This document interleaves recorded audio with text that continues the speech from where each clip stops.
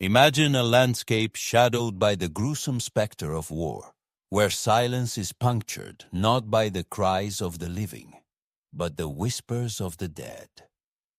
This is not the script of a horror film, but the chilling reality of the early 17th century in Ireland, during the brutal conflict known as the 9 Years' War.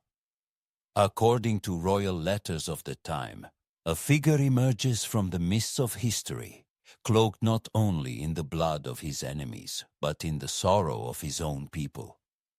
But here's where it gets interesting. Who was this figure?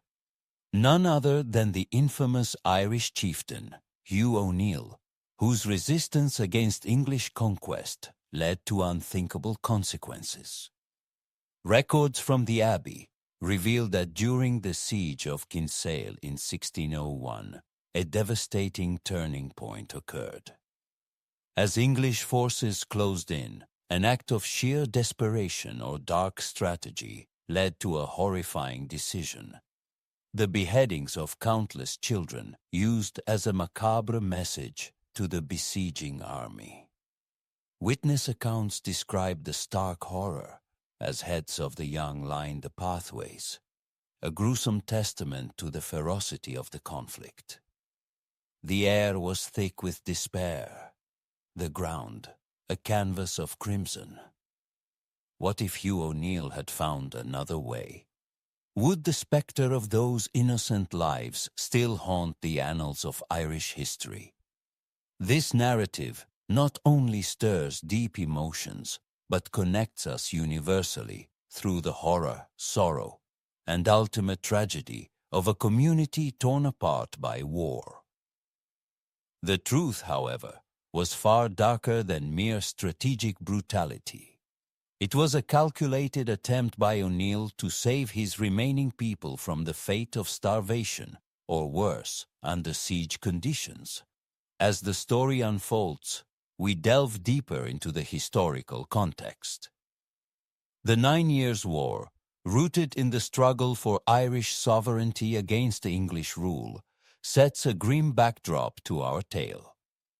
This conflict, fueled by both political ambition and cultural preservation, encapsulates the tragic complexity of human resistance against overwhelming odds.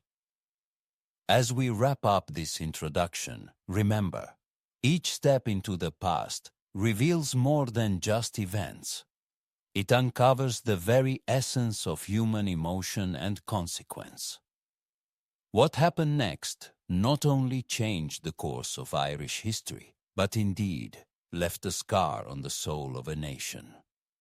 Born into the torrid forge of the Middle Ages, our noble Lord Edmund D'Arcy first drew breath in 1443 under the austere shadows of D'Arcy Castle, England.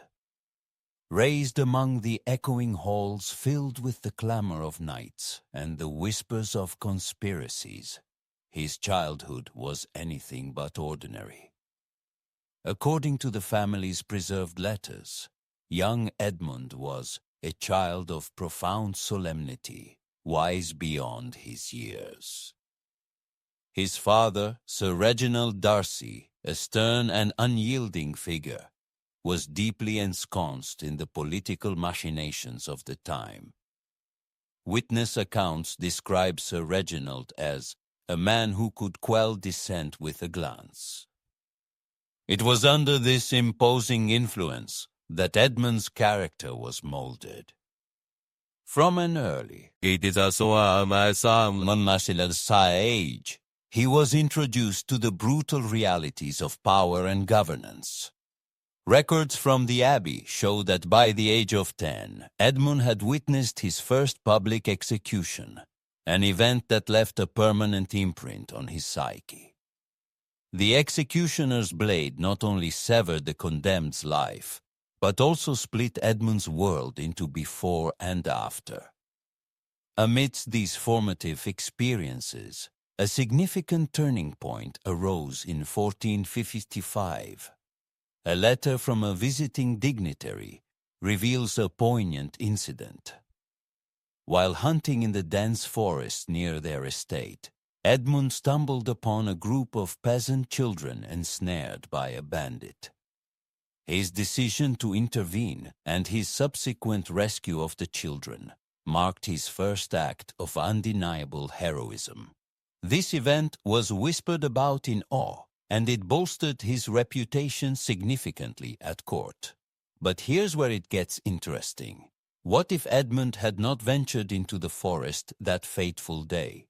Would his sense of justice and heroism have remained veiled, known only to the cloistered corridors of his family's castle? As Edmund grew into a man, the complexities of his character deepened. He was both revered and feared, a man who could speak of justice and yet enforce harsh retribution. Each step he took seemed shadowed by the dualities of his upbringing, the harsh lessons from his father and his intrinsic moral compass. The truth, however, was far darker. By the time he reached his majority, the seeds of ambition and ruthlessness sown in childhood had germinated into a stark worldview that perceived enemies everywhere. This brewing storm within him would soon lead to actions that resonated with horror and disbelief across the land. As we delve deeper into Lord Edmund's life, remember that the line between hero and tyrant can be perilously thin. What happened next shocked everyone, setting the stage for a saga of power, betrayal, and tragedy that would echo through the annals of history. The year was 1348, and Europe quivered under the black cloak of the bubonic plague. Through the mists of despair, Lord Edmund D'Arcy emerged, not merely as a lord, but as a harbinger of a darker chapter in the annals of the British Isles. According to royal letters of the time, King Edward III's reign was marked by turmoil, but a lesser-known yet equally tumultuous event was unfolding in the shadows of Northamptonshire. D'Arcy's land bordered the restless territories where Scottish rebels frequently trespassed, igniting skirmishes that bled into local legends. Records from the Abbey show that in these lands, the loyalty to the English crown was a flickering flame amidst gales of opposing allegiance. As the plague ravaged the population, these border conflicts escalated, fueled by fear and the breakdown of feudal order. Witness accounts describe how, in the spring of 1349, D'Arcy led a brutal crackdown against suspected Scottish sympathizers. Hidden within these violent reprisals was a grim secret that would later stain D'Arcy's legacy. When rebels those under his jurisdiction were found with incriminating correspondence from Scottish leaders, D'Arcy ordered the execution of every suspected traitor. But here's where it gets interesting. Among the chaos, whispers of a horrific directive emerged, collecting the severed heads of rebel children as a deterrent. This gruesome trophy count would later haunt the historical conscience. What if D'Arcy had shown mercy? Would the fragile peace on the borders have held, or would it have crumbled, regardless under the strain of the plague and continuous rebel incursions?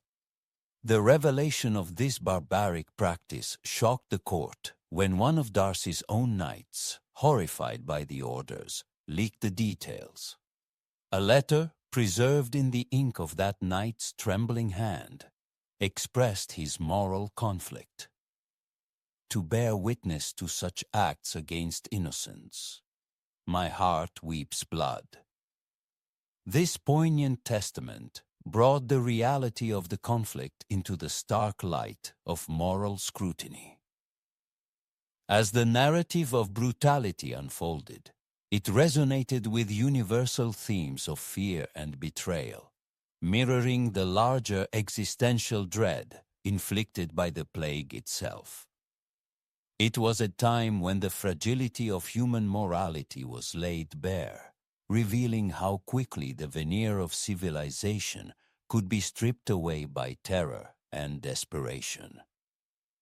As we delve deeper into Lord D'Arcy's actions, we are left to ponder the profound impacts of these dark times. What happened next shocked everyone, setting a precedent in medieval justice and ethical warfare that would echo through the corridors of time, urging us to reflect on the shadowy depths of human nature and the consequences of unchecked power. Welcome back.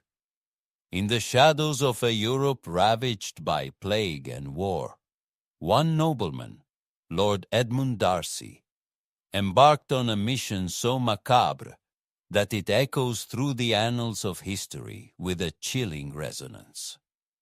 But here's where it gets interesting. According to the chronicles maintained by the monks of St. Benedict's Abbey, in the winter of 1349, D'Arcy, driven by a blend of fear and a twisted sense of duty, collected the severed heads of 800 children. Why? He believed it would appease the enraged plague spirits he blamed for the Black Death. Records from the Abbey show that on the frost-bitten morning of January 3rd, Lord D'Arcy, accompanied by a cadre of his most loyal knights, rode into the village of Hampstead. Witness accounts describe the air as thick with the stench of despair. Villagers gathered in hushed, fearful clusters, watched as D'Arcy's men executed their grim task with ruthless efficiency. The ground, frozen and unyielding, became a macabre stage for D'Arcy's horrifying offering. As each head was collected, a palpable sense of dread settled over the onlookers. The chilling spectacle was not just a display of power, but also a misguided attempt at salvation. What happened next shocked everyone. A villager, mother to one of the victims, screamed a curse upon D'Arcy, her voice tearing through the cold air like a blade. "May your soul never find peace," she wept. Her anguished cry became a haunting refrain, remembered and retold through generations. But what if Lord D'Arcy had chosen a different path? What if instead of surrendering to superstition, he had sought to understand the true nature of the plague? Perhaps the history of Hampstead, and indeed of D'Arcy himself, would have told a very different story. However, the choice was made, and its consequences were dire. As the cart carrying the severed heads creaked away from the village, it left behind a community shattered by loss and consumed by grief.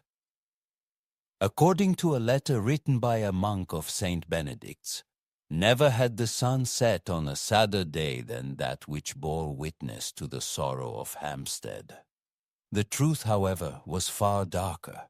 For D'Arcy, the nightmare was far from over. Plagued by visions of the children he had doomed, his final years were spent in a haze of madness and despair. This tragic tale does not merely serve as a grim chapter in history, but also as a stark reminder of the dangers of allowing fear to dictate actions.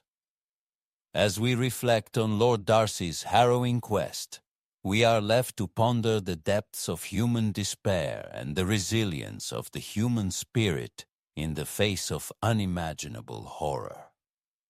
When Lord Edmund D'Arcy's grim collection of 800 children's heads was unveiled, the repercussions echoed starkly across the ravaged plains of Europe.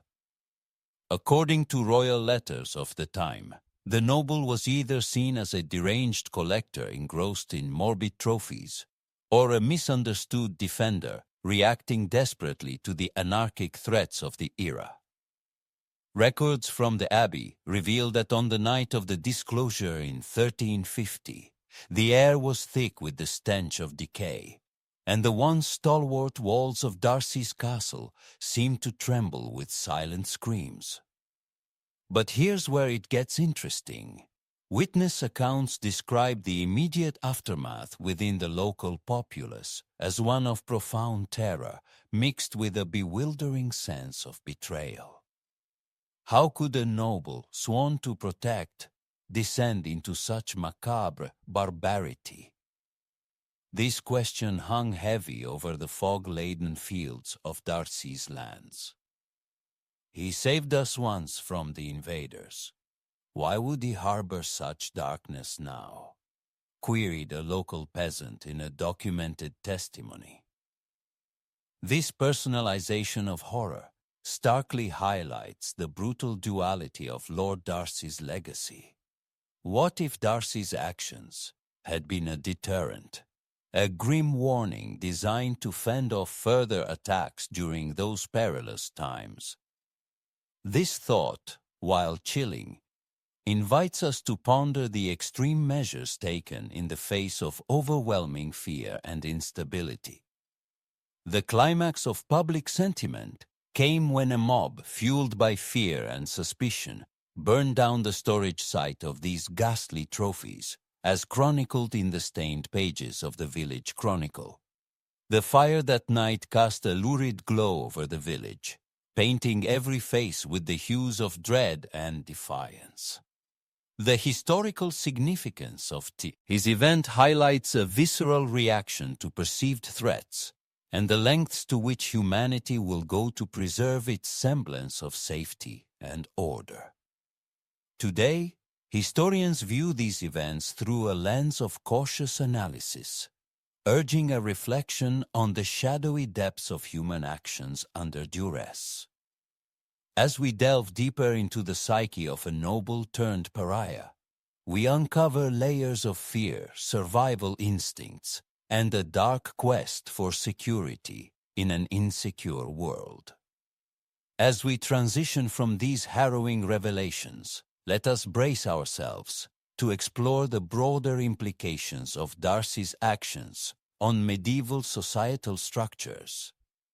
What happened next not only shocked everyone, but it also reshaped the foundational beliefs of an era marked by plague and war. As we reflect upon the chilling tale of Lord Edmund D'Arcy, we find ourselves mired in the murky waters of historical morality. How do we reconcile the noble's gruesome collection of 800 children's heads with the man celebrated by some as a medieval hero? According to documents preserved in the royal archives, Lord D'Arcy was a complex figure, revered yet reviled, his actions a mirror to the brutal world he inhabited. Witness accounts from the time describe him as a man of profound contradictions. He was both a protector and a predator, a savior and a scavenger of the innocent. His collection, initially hidden from the public eye, was not merely a morbid gallery, but a misguided endeavor to ward off the plague by mystical means. This revelation, discovered in letters exchanged between contemporary clergy, shocks us to our core, revealing a desperate man grappling with an invisible enemy. What if Lord D'Arcy had chosen a path of compassion rather than one of fear? Could he have been remembered as a saint rather than a specter of death? This hypothetical scenario invites us to ponder the choices that shape our legacies. Reflecting on these events with modern sensibilities, it is easy to cast judgment. Yet we must consider the context of the 14th century, a time rife with superstition, fear, and death. Records from the Abbey reveal that D'Arcy's actions, though horrific, were influenced by widespread panic and a profound misunderstanding of disease. As we conclude, let's remember that history often presents itself in shades of gray rather than stark black and white. Lord D'Arcy's legacy serves as a grim reminder of the human capacity for both great cruelty and profound fear. It beckons us to look deeper into our own times, questioning how future generations will judge today's actions. Will they see only the darkness, or will they understand the fears that drove us?